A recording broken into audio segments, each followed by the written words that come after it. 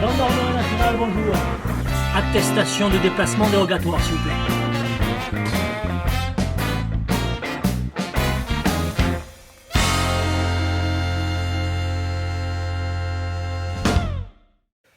Salut, jeunes missionnaires confinés. On a vraiment l'impression que c'est une blague. Missionnaire, confiné, deux mots qui ne vont pas du tout ensemble. C'est un comble. Alors que Jésus nous demande d'aller faire de toutes les nations des disciples, nous voilà condamnés à rester enfermés chez nous. Contraints de rédiger une autorisation dérogatoire de déplacement, ne serait-ce que pour aller acheter son pain.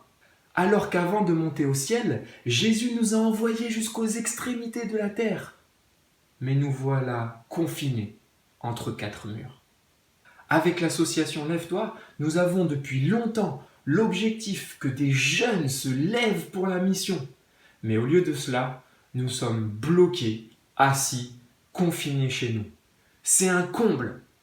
Peut-être que ces derniers temps, tu étais motivé pour servir Dieu et partir en voyage missionnaire, mais que tu ne pourras pas le faire car les frontières restent fermées.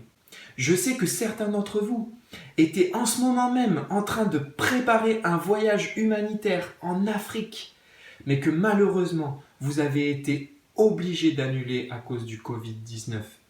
Mais alors que tu es en train de vivre le comble du missionnaire confiné, laisse-moi te donner 3 encouragements.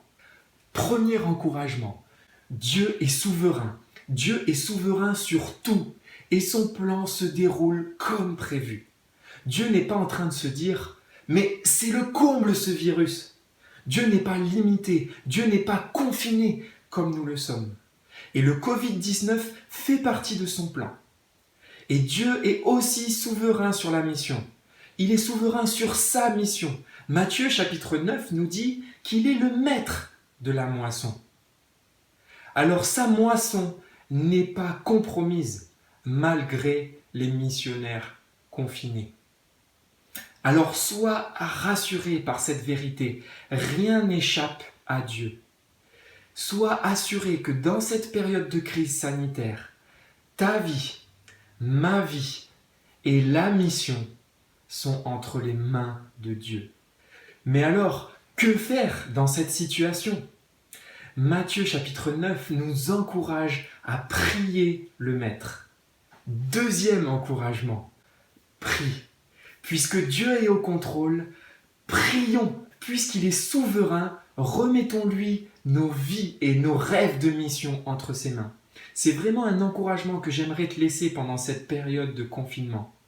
Prie pour les missionnaires et les chrétiens du monde entier qui doivent faire face à cette épidémie. Je t'invite particulièrement à jeter un œil sur le site de porteouverte.fr et à prier pour des missionnaires et des chrétiens qui vivent des situations terribles face au Covid-19 et aux persécutions. Je t'encourage à télécharger l'application Joshua Project qui va t'encourager chaque jour à prier pour un peuple dans le monde qui n'a pas accès à l'Évangile. On ne le répétera jamais assez, mais puisque nous ne pouvons pas sortir de chez nous, prions. Prie aussi le maître de la moisson d'envoyer des nouveaux ouvriers dans sa moisson. Et peut-être que ça te concerne directement toi, cette prière. Inclus-toi dans les nouveaux ouvriers pour la moisson. Troisième encouragement. La mission reste un défi impossible. Et le diable cherchera toujours un moyen pour te décourager. Le coronavirus nous rappelle une chose, c'est qu'à notre échelle, la mission est quelque chose de totalement impossible. Mais nous servons un Dieu à qui tout est possible. Une des choses que je retiens des voyages missionnaires que j'ai faits, c'est que quand on se lève pour servir Dieu, le diable lui aussi se lève pour nous faire tomber, pour nous déstabiliser, pour nous faire oublier que tout est possible à celui qui croit en Dieu. Et dans ton service, tu peux être sûr d'une chose, c'est que tu vas rencontrer des difficultés. Mais tu peux être aussi sûr que Jésus est tout-puissant pour faire tomber les obstacles. Alors pendant le confinement, je t'invite à profiter du temps que tu as pour lire des livres qui vont fortifier ta foi en ce Dieu de l'impossible. Franchement, je vais être honnête avec toi, je ne suis pas un grand lecteur. Et je te comprends tout à fait si pour toi aussi, c'est un vrai exploit de finir un livre de 20 pages. Mais à chaque fois que je lis un bon livre, c'est un boost pour aimer et servir Dieu. Et il faut bien le reconnaître, c'est mieux de lire un livre que de scroller son flux Instagram toute la journée. Tu peux par exemple lire Une vie de défi de Nicolas Blocher et Benjamin Egan de La Rébellion. Tu peux aussi lire Que les nations se réjouissent, un excellent livre sur la mission de John Piper. Ou bien lis aussi des biographies missionnaires comme Destination inconnue de Bruce Olson.